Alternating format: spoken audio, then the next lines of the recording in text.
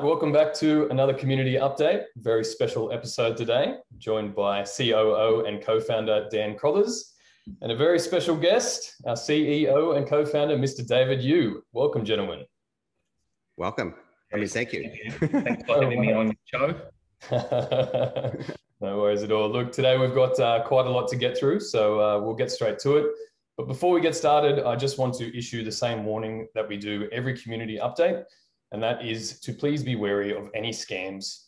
Please always go through the legitimate ECOMI website, ecomi.com, to find all of our resources, to find our exchanges, any of those things. There are fake VeVe websites. There are no airdrops. We are not listed on PancakeSwap. If we can all continue to work together to put that message into the community, less people will be caught out by it. So just want to get that out there while we start. And I think today, Dan, we'll start with you, just a little bit of insight into the business, why some developments take longer than expected, the interaction between the licensors and our business, and just how all that works so that people are more aware of it. Yeah, no worries. But just before I get into that, can I just do a quick shout out to both of your guys' t-shirts? If you want to stand up, they're pretty epic. A little bit of merch there available. When? I've never heard that one before. when, what? Yeah. Dave, show us your one. You might have to say something so you can. Dave and sign. Always. Yeah, big shout out to everyone who does the merch. It's so funny. I've got a hashtag soon, but I wear it all the time, so it's in the wash, so I can't wear it today. Fantastic. Yes. But yeah, just to provide a little bit of insight into the what happens on the sort of the licensing and the business side. Hang on, sorry, sorry guys, I'm just going to check it. Is my face coming up for you guys? Yep. Okay, cool. Yeah. So I mean, as part of any business, I mean, both David and myself have been in business for 25 years, and the reality is everything always just takes a long time. Right now, we really are sort of in the midst of this NFT spotlight at the moment, and of course that has given extra scrutiny to anything around with tokens, and especially when it comes to licensors. And understandably, it's their IP moving into a very different space. So right now, even though we still have a lot of awesome announcements that we plan on releasing, with the current scrutiny around NFTs, that is just taking a little bit longer, especially when it comes to the legal side of things. Normally David and I, we're pros now and at meeting these licensors. Everyone loves the product, loves the success, loves the community. And then it goes to legal, and then it generally sort of tends to sit there for a while. So, that's kind of on the licensing side. On the development side of the app, anyone who's a coder or anyone who's in development knows that every time you release something, it just goes absolutely perfect. So, I mean, at the end of the day, sometimes things just go wrong, or it gets into testing, and then we think, maybe we need to change it here or change it there, or maybe even some of the external tools or technologies we're using end up causing some roadblocks. So, at the end of the day, we actually move pretty fast as a company. I mean, where we've gone from, we got to keep in mind that it was January when we launched, and we're just coming into May. It's been an intense, wild ride for the past 4 months. I don't think Dave and I have ever got more than 5 or 6 hours sleep at night since then. So yeah, if things don't come out like, every single day, it doesn't mean that, Dave and I have just taken off on a private jet somewhere. We're still here busting our humps to roll everything out. And we'll cover off a little bit later in the video exactly what some of those things are. Absolutely. And look, I think even more recently, people can see that our development capacity is increasing. We put out in the most recent community update that we've welcomed 6 or 7 new devs now, I think, which is really starting to see that process accelerate, which is really cool.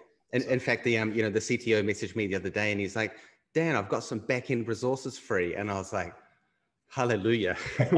we can start diving in. Absolutely. So we'll see some new implementations and features roll out soon, I would imagine. But we'll cover that. Now, one big community question that we have had since day one is actually about the token buybacks. I believe, David, you might have a bit of an update as to our progress on that front. Yeah, thanks for that. Very good question. What buyback? When? No, I think the question is when buyback. Right here. When? It's $1 million question. So the ultimate, we got a couple more sign off coming up from our accounts and legal, and we're really hoping this will be coming in the next 2 to 3 weeks within that period. So exciting time. We've got a lot of things we're implementing to ensure all that process is done correctly. So yeah, and I think naturally you guys will see the buyback happen when the OMI basically just hits into our reserve wallet. Yeah, perfect. And I think, Dave, you were mentioning, Dave, that, really, and just so the community understands, behind the scenes, we're a real business. So, we have to get through, the first quarter, which obviously we've done. Everything's with the accountant now. And, now that we're through that, we're sort of looking forward to getting those underway. Yeah, and I can only imagine with so many moving parts with tokens and gems and NFTs that the accounting is not an easy thing to accomplish. So, I wouldn't want to be our accountant. No way. But thank you to the accounting team for sorting that out. But that's really exciting news. I think the community will be really happy to hear that that's now in the works, now that we're past that optimization phase. So one other thing, David, and this may have come from an Instagram post or two, but we were expecting some exchanges to hit in May. So obviously we're at the end of the month now. Do you want to just give some insight as to what happened there and what we're looking to do on the exchange front? Yeah, so I mean, one of the biggest thing is I think the community is they want better access to better exchanges, to have better access to the OMI tokens, to trade them or to onboard themselves. There are some limitations on some certain exchange doesn't operate in certain jurisdictions. Now we understand the frustrations, and we understand this is a very sensitive topic. Rest assure you, number one is we do have new team members on board that is looking at all our tokens, our exchange relationships with the exchange vendors. We do have exchanges that have been executed and signed, but some of them are coming out with some technical difficulties. Both myself and Dan, we had to decide to go, well, do we go down the route of Immutable coming up? As you guys probably heard early on this week, we announced moving into a ERC20 and another. So we are going to be looking at, existing exchanges that already support GoChain. So some of these technical side of things, and, we just have to be a bit more sensitive, and also logistically, how much resource do we put onto each of these? And we're working through these. We were hoping we have a new exchange ready, and I think there's rumors out there. I think someone showed me one of their portfolio thing when they type in it popped up. So and that exchange had some difficulties at the end, and just slight delay, but we definitely understand the frustrations and the importance of having these liquidity happening. Yeah, absolutely. So just to reiterate there, some of these exchanges have had some issues with GoChain, our current blockchain provider. Obviously, the move to Immutable will open us up to a lot more exchanges, because integrating with ERC20 tokens is much easier than integrating a brand new chain. So once that migration happens, we have a lot more options available to us. But of course, in the short term, we are still targeting any exchange that currently lists GoChain, because that just makes it easier for us. So look, I think that will ease people's minds in the short term, and hopefully it's not too long before we are announcing the next listing. And Rhys, I mean, if I can just add to the last part of that, I think, as I've mentioned in the last couple of videos, it is, I just don't want the community to think that we are just basically sitting on our butts. I mean, as I say, the last 3 months has been insane. I think everyone can see now that the drops are running so perfectly smooth. And, you know, that was a very intense time to get through for all of that sort of re-engineering. So now that we're back, you know, you know, all of that's kind of done, we can really continue to roll ahead with everything we're doing.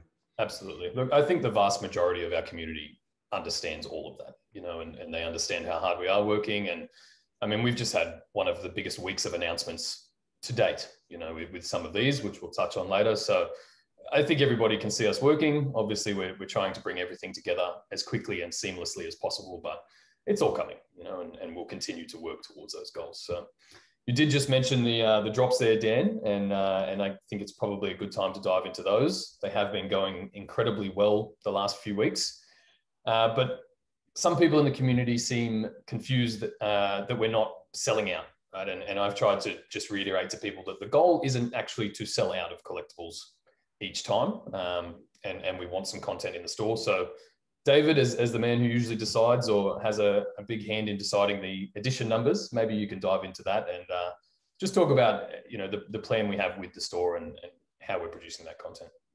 Yeah, so, you know, it is a very much a scarcity in how we design the architecture behind what a collectible, how many we mint. And, you know, 25 years in trading card, you know, collectible business, I 100% understand why. There's many key areas that we need to consider as a business going forward, is that when you come to a store, you do need to have inventories. We have continued to see inflood of, you know, people buying multiple. So we have put pressure on how many commons people can buy. So, you know, one instance, when you restrict how many commons, the sale of commons will reduce. We do have massive events coming up. We have marketing, advertising going out. Right now, we haven't started pushing our ads. Once we start pushing ads, if we start onboarding all these new users, we do not want them to go into a store with nothing to purchase. And what our user really need to understand is that we understand collectability and, you know, the scarcity.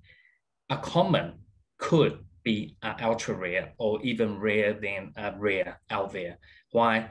We will eventually retire these collectible once they don't sell in a certain time period. So we do, and I think coming up, we might even put little signs to say this is a time release or something on it, people understand. We never designed the business to be a sellout on every day, every drop. Even the largest retail, fashion, Supreme, for example, you know, the key product sells out and they will always have merchandise when you still go into the store. We need to practice that. And I also see a massive, you know, secondary inflation. And, you know, it's our job to ensure when we onboard new users to VeVe, they are getting a great experience instead of they are constantly being priced out and constantly feel that they're overexhausted, trying to work the key elements that we take into consideration before we just go and mint. So please do not think if it doesn't sell out, it's a bad thing or this is over. This is a nascent industry we're in. We are just entering into something quite exciting, and we want to make sure everyone has a chance to own something. Absolutely. Yeah, I used a similar example. You know, if you walked into a hobby store or a gaming store and the shelves were empty every time you walked in, you'd stop going back. You know, there's no need to go there, right? And I think that our store needs to be treated the same way. And yes, it's exciting to sell out, and everybody then assumes the value of their collectible is now higher. But from a new user perspective, there has to be content in the store, especially as we're onboarding. So I think that's a good thing to touch on and just to remind people of as well as we move forward. And ultimately, I mean, with all the brands and licenses we have on board, there's a lot of content coming. You know, that there will be truly something for everyone, and I think that opens access to all fans and fandoms. So it's a crucial part of the ecosystem. Now, Dan, another crucial part of the ecosystem is obviously the OMI token. Everybody is wondering what the plan is there. We are desperately trying to return utility to the token. And obviously we've been trying to deal with an MTL or find the best system for that. And now that VeVe is becoming an open ecosystem, which was not part of the original design, we're going to offer some new implementations for that. So do you want to dive into the new token utilities and how people can interact with that? Absolutely. So, as I mentioned earlier, behind the scenes, David and I are always working on, multiple aspects of the business. And obviously a key part of that is around the token utility. So, one thing that I'm actually really excited about is that in the secondary market, we will very soon be opening that up to OMI listings. So to really add that extra utility to the OMI, sellers will have the option to either list in gems or in OMI, or in gems or OMI. Now, some people might be saying, why are we keeping gems in there? Well, for the reason being is that this is a mass market product. Now, one of the cool things about the ability to list your items in the secondary market in OMI is, number one, you can choose, I only want to deal with OMI users. And why? Because it's going to be great for the ecosystem. People will be buying, selling, trading. You want to get that golden moogly in the secondary market. Maybe that's way easier for you if you have OMI, or if you've been collecting OMI over the past couple of months or years. So that's really cool. So the way that's going to work is that you can list it in OMI. The user will then come in and click buy. If you have decided that you want to you want to give the offer of either gems or OMI, then the user will be able to choose at that point of purchase in the secondary market. However, let's just say that they're going to be purchasing an OMI. It'll be very, very simple. They'll basically hit the buy now button. It will obviously check the buyer's wallet, and then once they confirm that, it'll basically send the OMI from the buyer to the seller's wallet. And that's the wallet that will be associated with your OMI account. So, I think this is an awesome first step into our, really bringing back a lot of the token utility. I think, as I've mentioned in the past couple of videos, this is definitely something that we are absolutely conscious of and focusing on. And then in the coming future, we will also start to do that in the primary market as well. So you can use your OMI to buy collectibles in the primary market. However, there are some caveats on that, and that it will be a percentage of collectibles that get sold.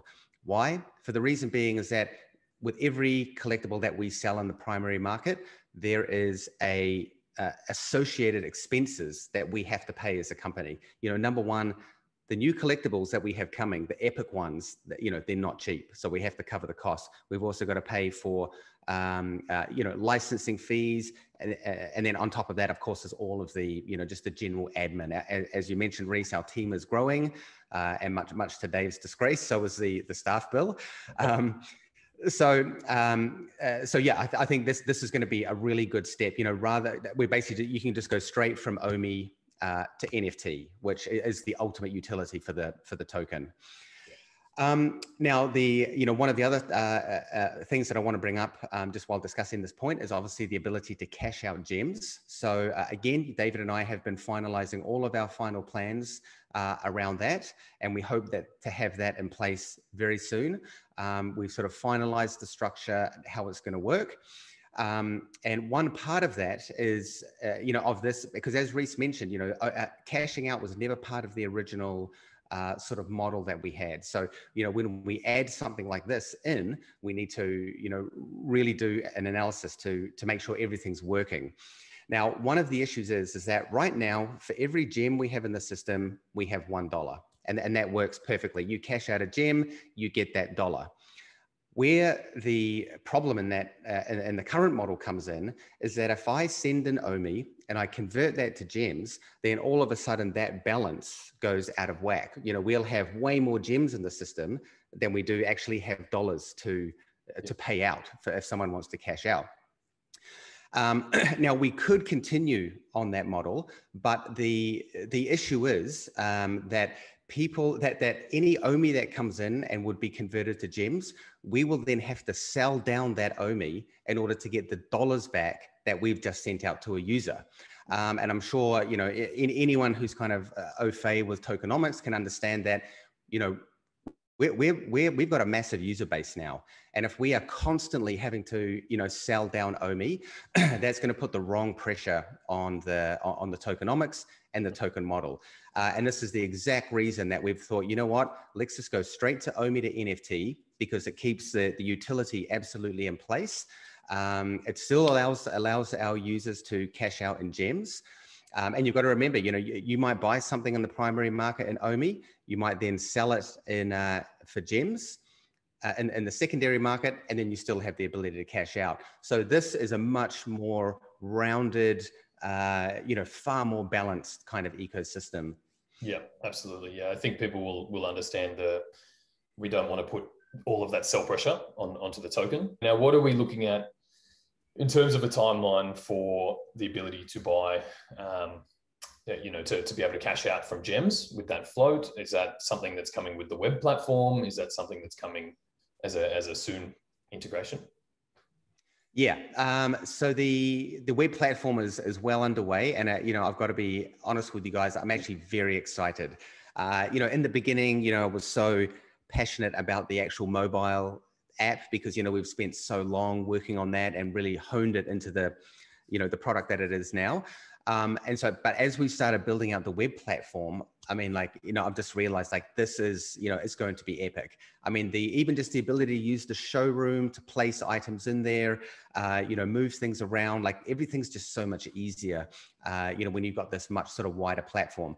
Obviously, you know, if you still want to enjoy the AR and that side of the app, which I'm sure people absolutely will, because, you know, you're never going to carry your computer around when you're outside to do some AR, but so all of those features will still remain in the app. But I'm really excited about getting the web platform up. So in terms of timelines, you know, we're still kind of in the midst of it at the moment. So, you know, we're working very, very hard and we want to have it out as fast as we can. But, you know, I don't want to promise anything now because that is a big beast of a platform. It's everything that's in the app going onto the web. Obviously, we're motivated to get it out there very quickly. And, you know, we're cranking through the developments on our side. Absolutely. Look, I think that just opens so many more options opens us up to a wider audience. You still get to carry your collectibles around in your pocket and interact with them that way. So you can show off to your friends, but then you have much more usability and functionality once you have the power of a computer behind you as well. So I think whenever that hits will be a pretty exciting day for sure. So now, gentlemen, David, I believe you have some pretty exciting news to share with people. I know a lot of people are waiting to hear about some of our marketing initiatives and our plans. How are we going to get VeVe into the hands of consumers? I'm pretty happy to have held this one in for a while. So if you would like to share a little bit of news we have. Yeah, thanks, Rhys. So it is quite important that the business overall, we get new users onboarding, and that's where you create the meat cat effect, where, you know, people are networking, people are sharing things. And, you know, last year's been very hard. A lot of the expos all been cancelled. And this year we've been invited and team up with the largest Comic-Con in the world, San Diego Comic-Con 2021. That's happening over July 23rd to 25th. This year is going to be running through virtual. And we've got great excitement of lineup of products that will be launching exclusively for the show. So, you know, hopefully, you know, our audience will participate in this massive. There will be new brands coming on board, new collectibles, new limited edition. There will be pretty much for the comic fans out there. There'll be something for everyone. So please do keep your eye out. And in the coming weeks, we will be sending out banners on our website, our Twitter, our social media, same as the Comic-Con website. We'll be talking about it. And it will be virtual this year. So what other way better to really buy NFT collectible through VeVe on the show? So looking forward to it. Absolutely, absolutely. And some of our very astute community members found the Comic-Con exclusive tag the same way we do first appearance or first edition. Will we be seeing some CE tags for this event? Yeah, definitely. And hopefully, you know, we're still lining up the collectible. We just have so many studio want to participate. We do want to fine tune and select the best items to go on sale. So yeah, they will have a San Diego Comic-Con or event exclusive on it. So do keep an eye out. It could be a VeVe exclusive, a VE on it. So yeah, we're quite excited to bring that out. Absolutely. Oh, that's definitely a motivator for people to join the conference. So I think. But plus, also, Rhys, if I can just add to that, you know, I mean, obviously Comic-Con, especially San Diego, you know, that is literally the biggest event when it comes to pop culture. So, you know, as well as all of the, you know, awesome stuff that we're going to be announcing, it literally exposes VeVe to literally our core audience when it comes to pop culture. I mean, there's still, you know, I mean, like, you know, we've got 300,000 odd users, but, you know, at the end of the day, there are millions of fans out there into pop culture. And where do they all go? They go to Comic-Con San Diego. So this is going to be, you know, a massive amount of exposure for the product. And to be honest, this is also the reason why we want stock in the store, because, you know, there's going to be a lot of new users coming in. And that's obviously we want them to be able to have cool stuff that they can purchase. Absolutely. Oh, and just to be able to hear the name, download the app in a matter of seconds and start to explore VeVe.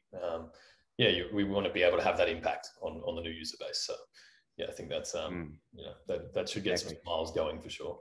So gents, this week we had some huge announcements.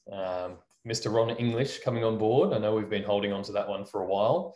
And David, I believe you have a bit of prior history with Ron. Do you want to dive into how this came to be and maybe share some details about the release as well?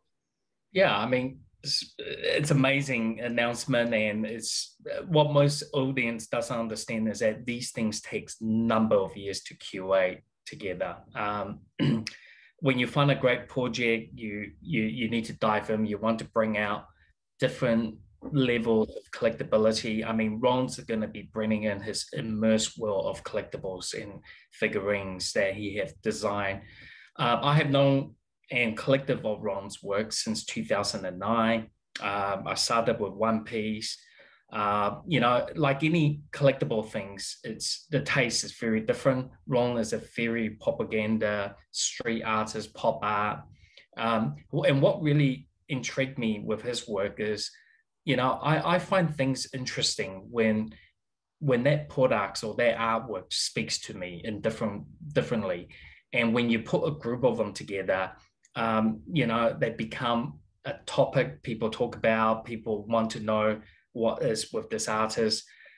This Ron series that we're doing, we're not just releasing this one-off things you saw on the news, on social media. We're going to be bringing things that's going to be a lower price so people can have access to it.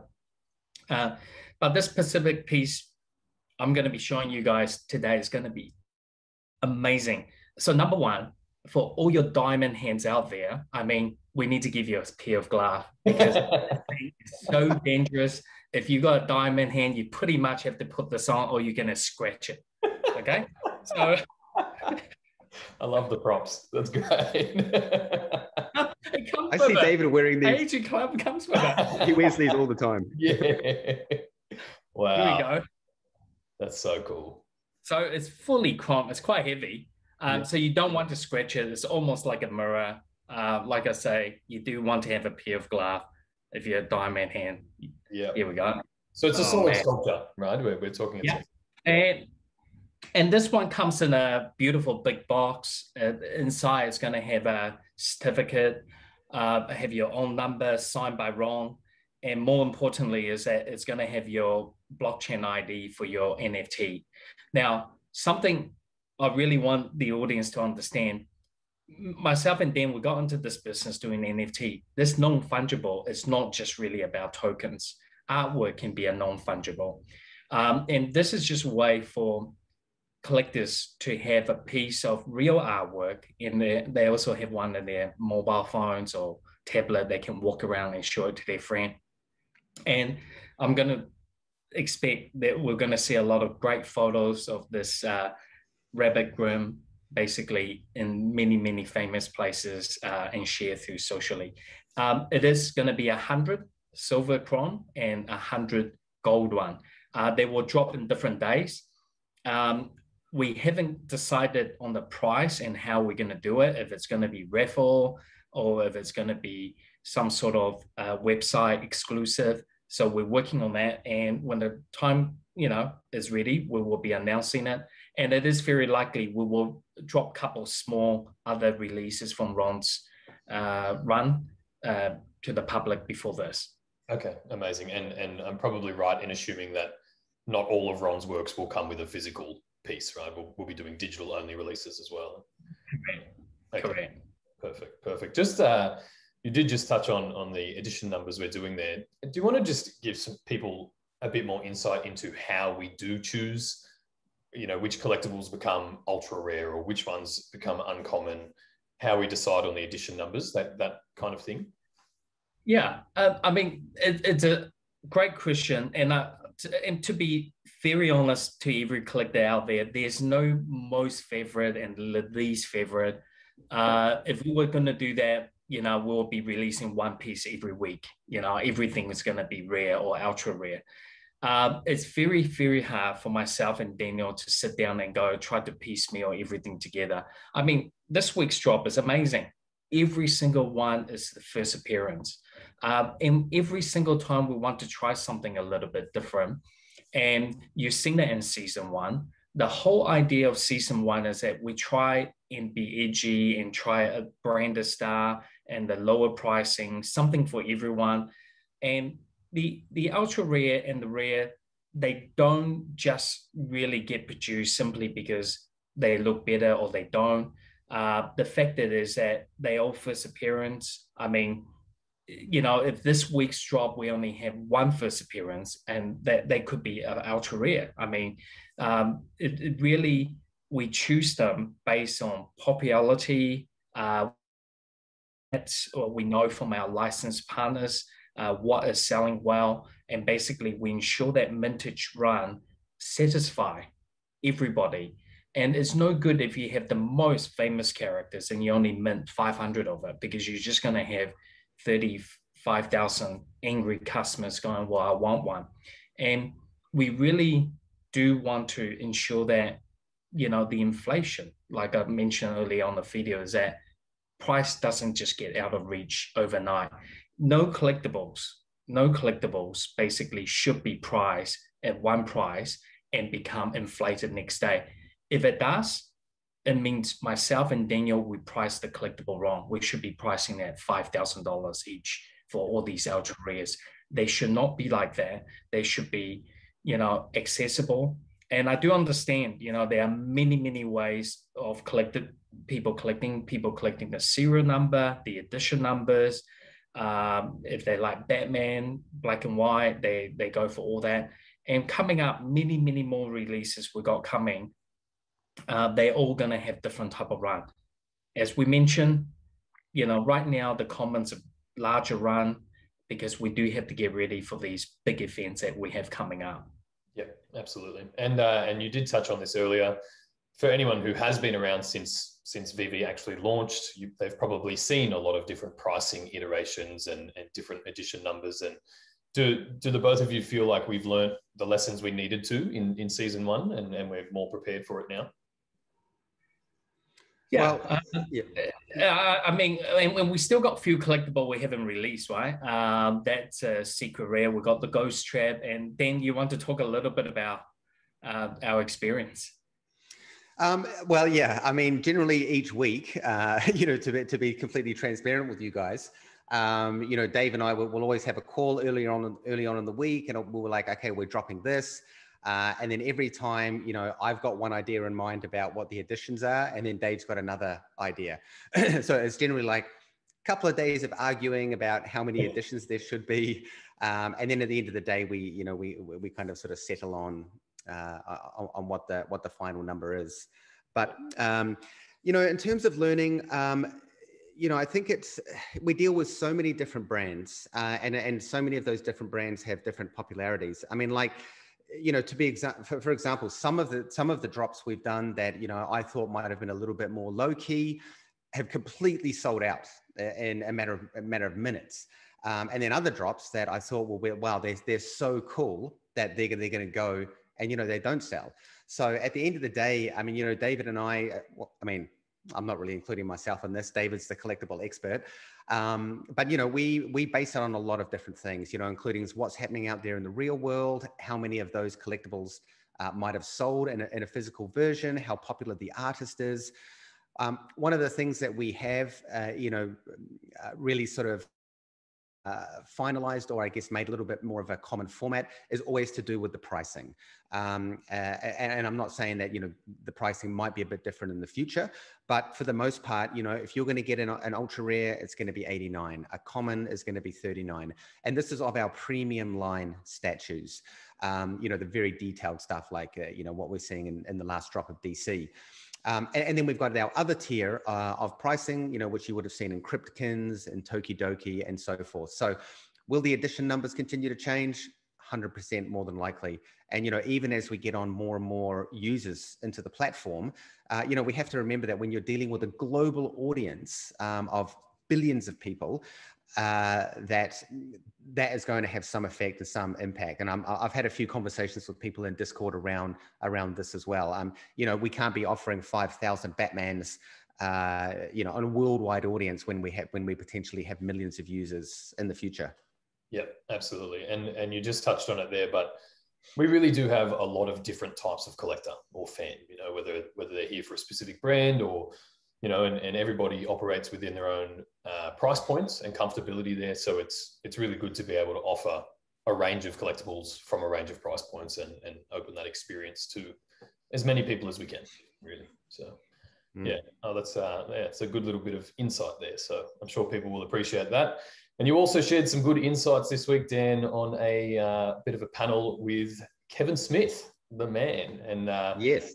This was put on by Rand & Cohen's parent company, is that right? Yes, that's correct. So Rand & Cohen, or RNC PMK, they are our PR company.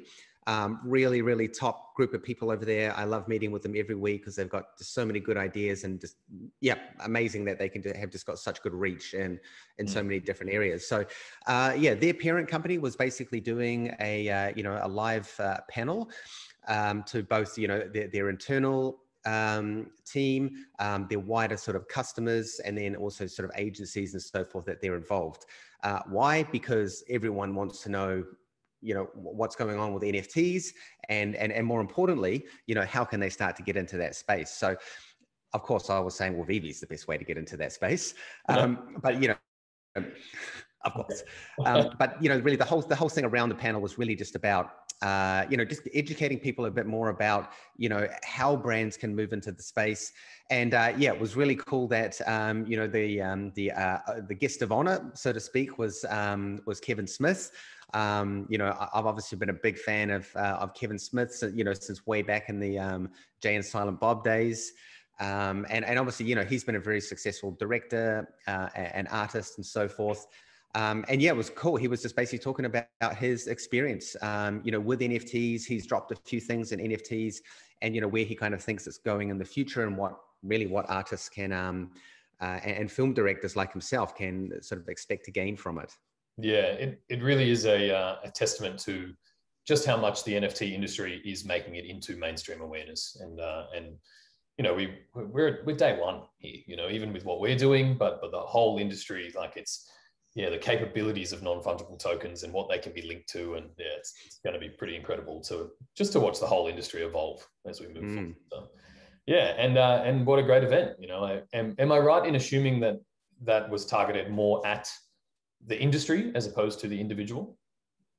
Absolutely, yeah. It was more, well, at least that's my opinion, yeah, that it was really a panel about how to educate, I guess, kind of more of the key people out there who ultimately are going to be selling these, or at least advising their clientele on, you know, how to move into the NFT space. Like I mentioned, there are a bunch of agency people there, and obviously they're working with their own clientele on moving into many different areas, and obviously NFT is sort of the hot thing right now.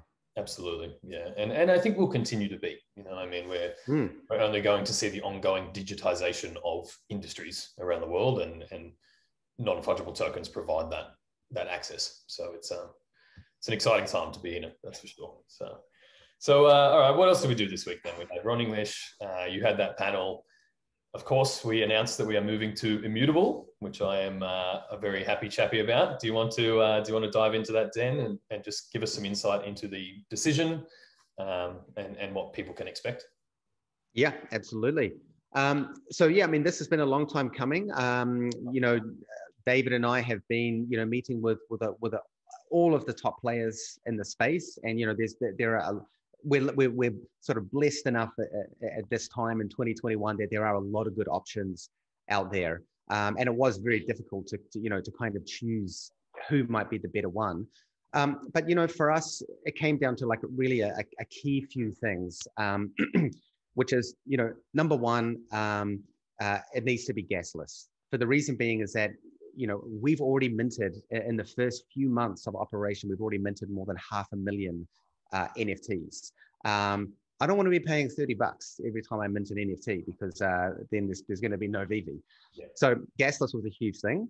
The other kind of key factor now is, you know, is environmental friendliness.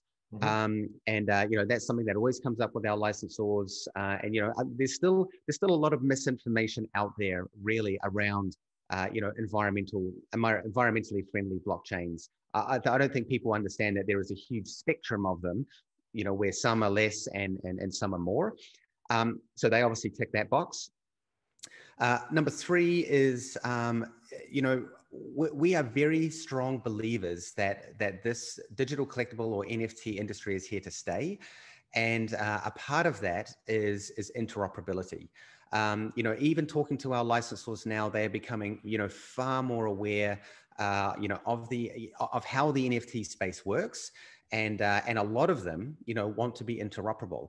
And I know VeVe is a walled garden now, and I've mentioned why in a number of our previous videos. But you know, the future will be far more open. And so for us, it's making sure that you know, when we do release these, you know, our precious little collectibles out into the open, that they are going to have, you know, interoperability with a lot of other platforms. And, you know, I mean, it's just my personal opinion that I think that, you know, Ethereum is one that has been around for so long. It is such a common standard. You know, there are solutions in place now like Layer 2 that are getting around a lot of the issues that Ethereum has at the moment. And I believe that a lot of those issues is really just a matter of time till they get solved. And then lastly, well, two last things actually, you know, is that VeVe is a very complex app. You know, it's multiple apps in one. And, you know, really what we need is a technology partner who can integrate with everything else that we have in the product. And I just really felt that Immutable was a great partner for that in terms of a technology provider. And obviously, you know, if you guys don't know, Immutable is backed Gods Unchained, you know, the biggest blockchain game. And obviously it's even leaked over into, you know, the mainstream.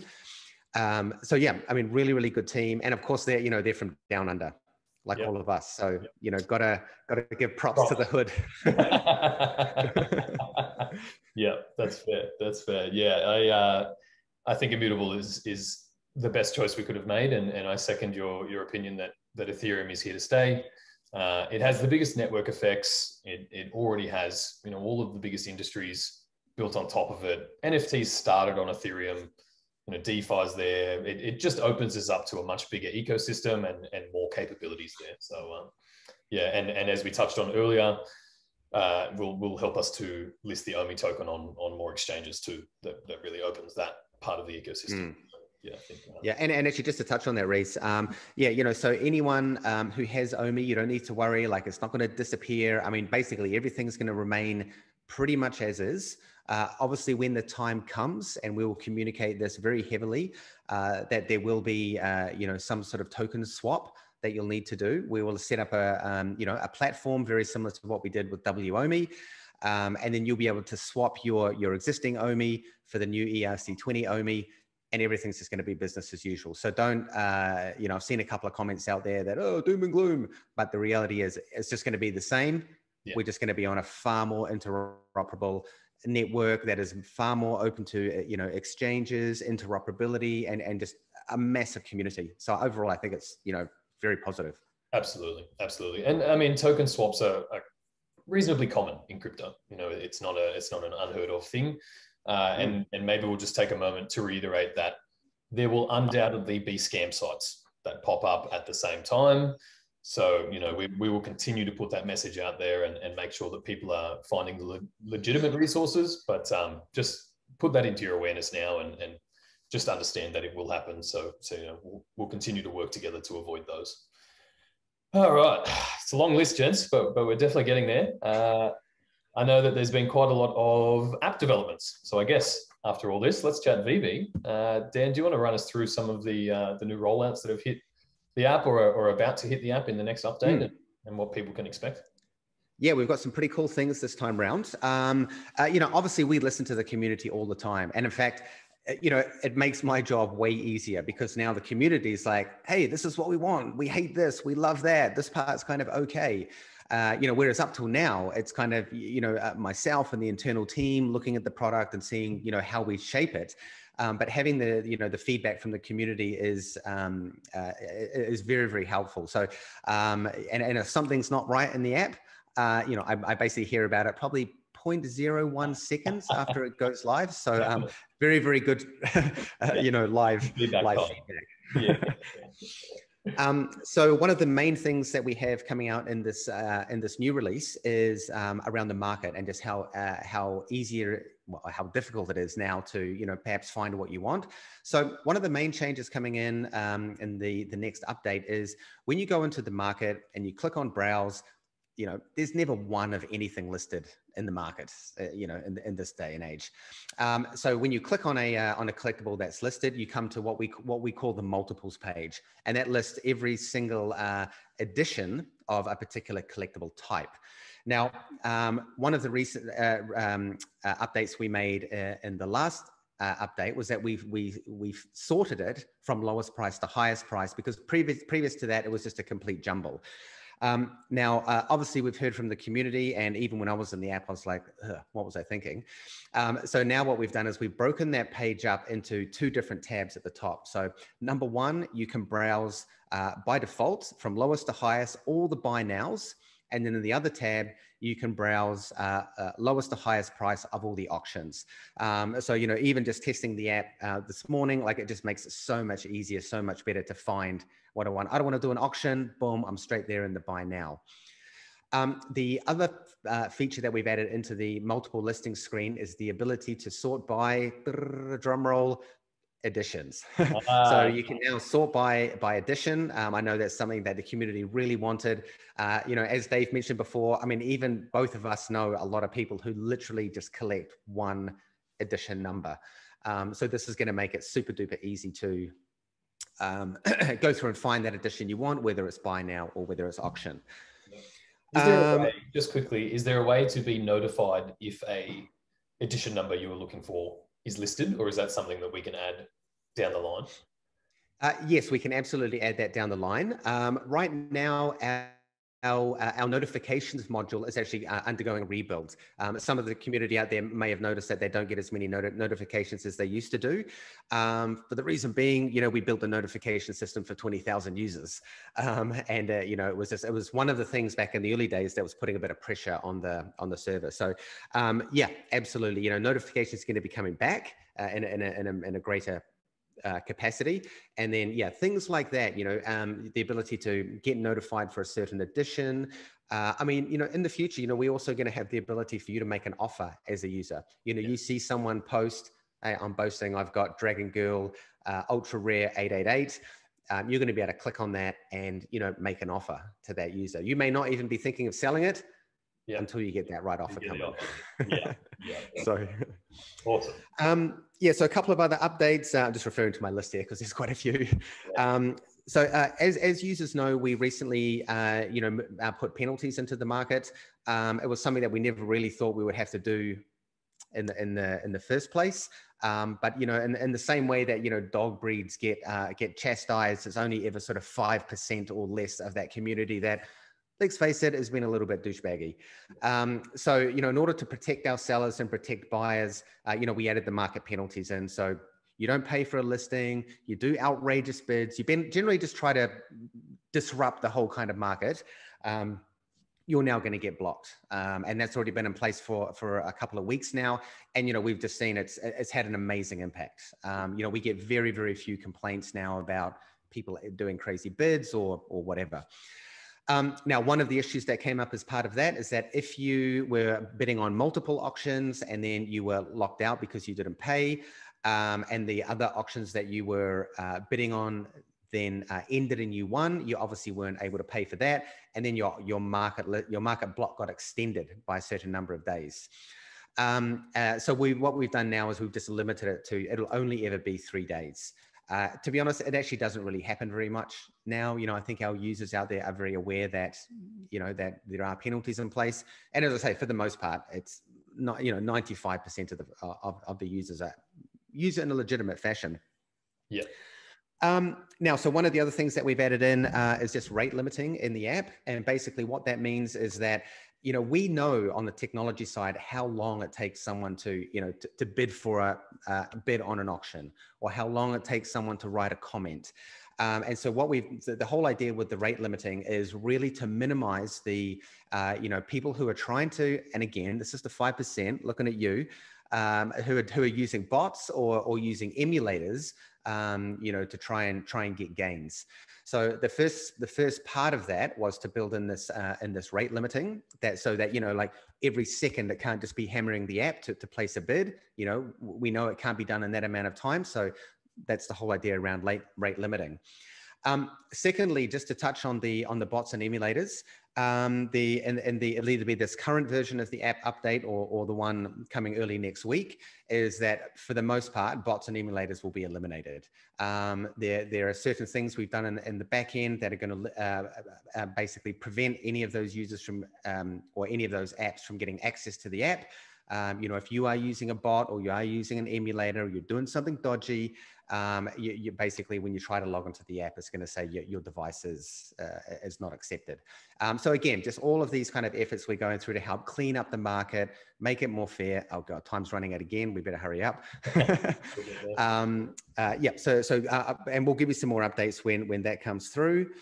Just quickly to duck through here, we also had some fixes go into the OMI balances. There was a couple of users that were having some OMI balance issues. That's now been fixed up. Same with gem transactions.